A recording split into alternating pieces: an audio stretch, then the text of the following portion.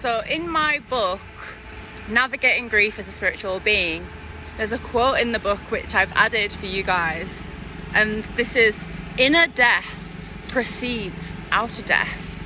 Now, my interpretation of that is that from an alchemical perspective, when we practice death over and over again in a way that is focused on, centered in consciousness, that of consciousness, and how, you know, we have many infinite versions of self, which we ultimately learn about, and we learn of the behaviors, we learn of the patterns, we learn of the aspects of that self that does not align with the highest expression of who we are, which is pure divine source energy. I am God's self, which is I am guiding our direction, source energy, life force. You know, the self is all and all is self.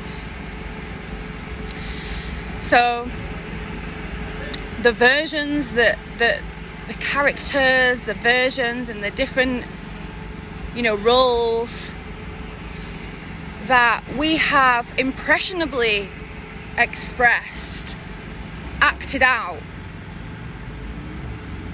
but then we come to a realization as we awaken that actually that is not my true self. So then we release that version, we let that old self die over and over and over again. And as we practice this, we're essentially practicing death over and over again, right? This is in the inner verse. So, you know, when you look at the tarot deck, the tarot cards, the death card, this is rebirth, this is new beginnings as well. You know, it's an opportunity to be reborn over and over again.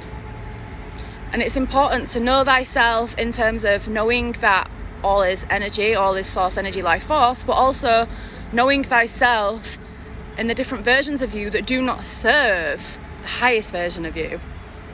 So that's my interpretation and why I shared that powerful, powerful quote there in my book. And if you haven't got my book, click on the link below and get yourself a copy. It's only £13 and it's a little pocket rocket and it's going to serve you on your journey. And then at the back of the book, I share my experience, a little bit of my experience with my grandmother as well.